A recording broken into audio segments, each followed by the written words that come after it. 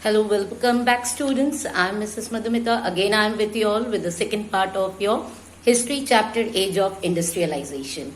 So before I begin, let me remind you that the last video, that is video part 1 of your Age of Industrialization, I have discussed with you the two topics. One is the proto-industrialization and the other was the beginning of industrialization in England. And I hope that you are very clear with it. Now, in the second part of the video, I'm going to start with the industrialization in colonies. Especially, we are going to do the case study of India. So here first we are going to see that before the industrialization took place in India, before that also India exported its silk and cotton to other countries. And the international market was dominated by Indian cotton and silk, your textures or we can say fabrics.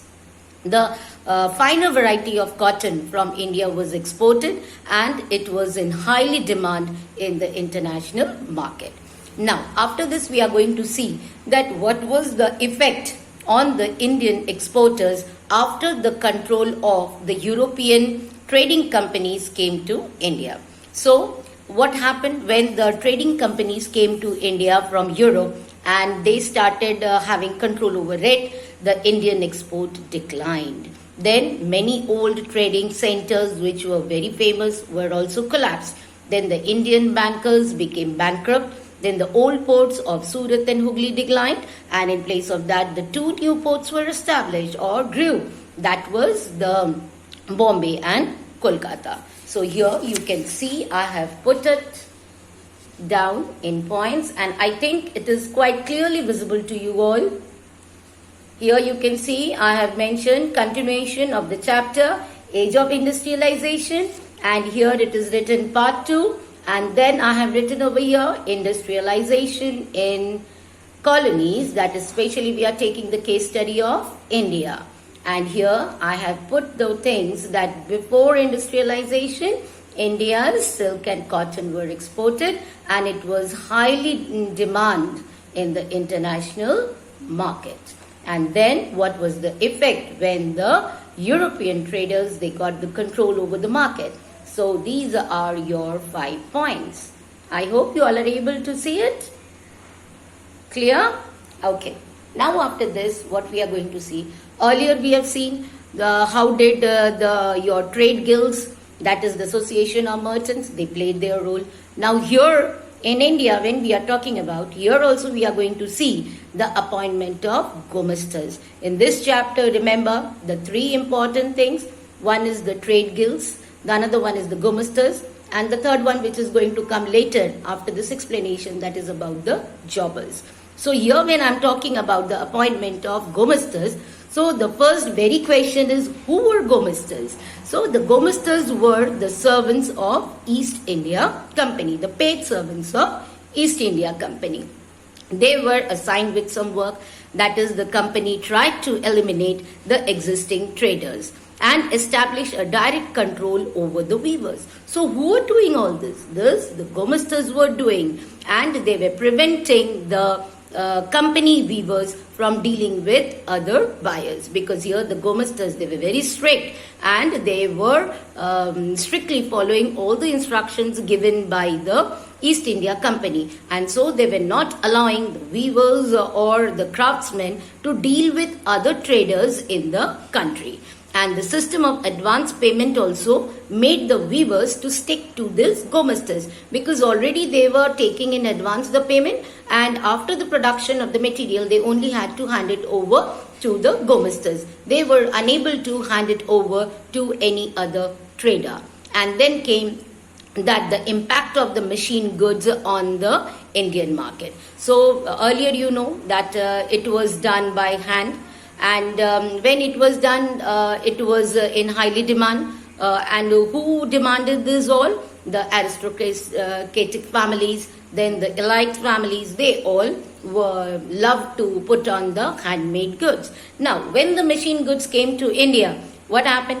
because the machine-made goods were in bulk, so it was very costly. And because of that, it started shrinking in the local market. Then the Indian goods started shrinking in the local market. Then collapse of export market and shortages of raw materials started prevailing in India. So here you can see. Fine. So here you can see I've written one question also, that why were Gomistas appointed? So these are the reasons why the Gomistas were appointed by the East India Company. Because who were the Gomistas? The Gomistas were the paid servant of East India Company. They kept them. So now it is clear. And then here it is, what was the impact on the Indian market? The Indian market started shrinking down. Here you can see the 3 points I have mentioned. And I hope very clearly it is visible to you all. Fine. Next. Now comes about the first factories which was set up by the Indian entrepreneurs. Okay. Because when we are talking about India, you know, the Indian entrepreneurs were also there, who were also doing trading with China and all. So the first cotton mill which was established in India or set up in India was in Bombay, and that was in 1854. Then comes about the first jute mill. The first jute mill was set up in Calcutta in 1917. And then comes your iron and steel mill. It was set up in Jamshedpur, and it is very famous also, you all know. And when was it set up? It was set up in 1907 by J.N. Tata. And the jute mill was set up by whom? By Hukum Chand, Seth Hukum Chand. Now, the next thing which I am going to tell you all is about the Indian entrepreneurs during those times who did the trade with China and other countries. So here I can show you the names. First, beta, see, these are the factories, 3 factories which were set up. The cotton textile mill, then the jute mill, and the iron and steel mill. Fine. So here you can see it. The cotton textile mill was done in Mumbai, that is Bombay. Then the jute mill in Calcutta, and your iron and steel in Jamshedpur. Then see, I have written here that name of the Indian entrepreneurs. So who were the name of the Indian entrepreneurs? It is here Dwarkanath Tagore, then your Dhanshit Petit. Then I think I have written Jamshedji and Tata, then Seth Hukum Chand, and even father and grandfather of J.D. Birla.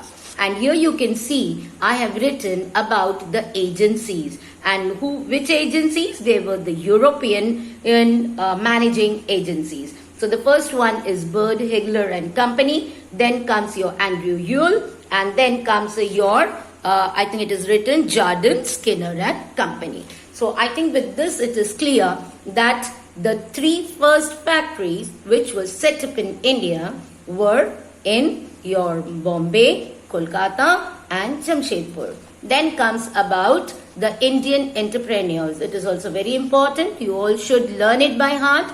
The name of the Indian entrepreneurs.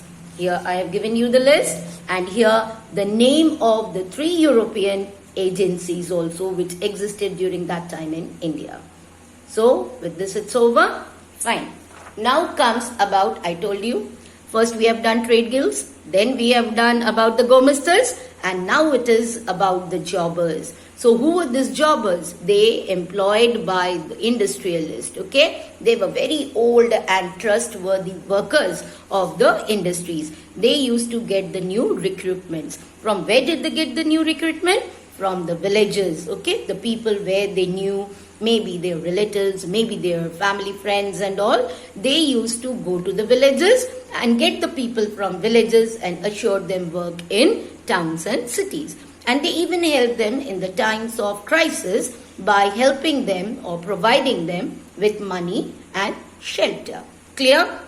So the 3, one is the trade guilds. Who were they? What was that? That was the association of producers and merchants. Then we did about Gomistas. Who were Gomistas? The Gomistas were the paid servants of East India Company. And then comes about your jobbers. Who were the jobbers? They are employed by industrialists. They are the trustworthy and old workers of the industries. Fine. Now we are going to see that there were a series of events which led to India to regain its market. Okay, as I'm doing the chapter in short, this is the summary. So many of the things when in the school will reopen and we are going to read the book, will come across many of the things. But here in these two videos, I'm just giving you the summary and I'm emphasizing on the four main topics of this chapter. So, beta students, see, look at this. Here, this one about the jobbers, what I told. So here the question may come that write the function of jobbers. Who were jobbers? And write the function of jobbers. Then you have to jot down all these points. I think it is clear to you all. Now, here you can see I have written about the series of, what are those? The series of events which made India to regain its position. So why I have written this? Earlier, that part I have not discussed here in the video. We are going to do it in your NCERT book. That about the Manchester. Manchester was the one which captured the Indian market. And now here we are going to do what are the different events because of which India again, whatever it has lost, it has again regained. So what is that? The Swadeshi movement started during this time. And so the national leaders were telling the people to boycott the foreign goods and start using the Swadeshi goods, especially of Khadi. So that meant what? The boycott of foreign goods. Means nobody is going to use any foreign goods now. Then comes the next point, that is from 1906, the exports to China also closed. Why? Because now the Chinese also started doing business in yarn. So the Indian yarn declined in China. So now the producers or the businessmen, industrialists thought that instead of giving them yarn, now let us start doing the production of clothes. So here from 1906, when the export of Indian yarn to China declined, the industrialists decided to do the cloth production. And thus again, the industries, the factories, they all started running on. Then comes the most important one, that is the outbreak of the World War I. This main event was the event which made India to regain its position in the market, and Manchester from here onwards started losing its market. So, in outbreak of World War, how? Because the World War made decline the Manchester good import in India. Indian mills had a vast home market to supply. Because this time, remember, during the World War I, the connections with Europe got cut out. And so, how to produce the war-needed items? And that was done in India. And now what happened? The Indian factories were called upon to supply the war needs. The new factories were set up and the old ones started running in multiple shifts. And there were a lot of job opportunities for the people, and the new workers were also getting employment. So this outbreak of First World War acted as a boon for what? To increase the production of the Indian produced goods in the market and establish its own market. See? So here it is about the jobbers, and here about the series of events which led India to regain its market. Fine? So here first one was the reason, Swadeshi movement, because of which the foreign goods were boycotted and the use of Swadeshi goods started. Okay. Then second one was that the yarn export in China in 1906 declined. And after that, the producers decided to do the production of cloth. And then comes the outbreak of World War I. So, outbreak of World War I was a boon for Indians. So, it boosted the production. Got it? Now, after this, I am going to tell you the last topic, that is marketing of goods done by the British in India. So how did they do the marketing? Through the advertisement, through different labels and the calendars. So marketing through labels, why they did?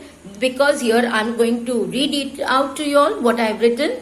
To make the products familiar to the people, and through calendars to popularize the product. So through labels to make the product familiar to the people, like you all know, You all have got the symbols for the branded things, products which you use, like Nike is there, then your so many are there. So what you all are going to do is, you all see the symbol and you all just understand which brand it is, and you all go to purchase those brands. So similarly, the Europeans, the British, they also did the same thing. In Manchester clothes, when they were sold, so there was a label made in Manchester, and people used to love to put on the clothes made of Manchester, because it was a mere, you can say, symbol for quality, and people used to use it as branded thing.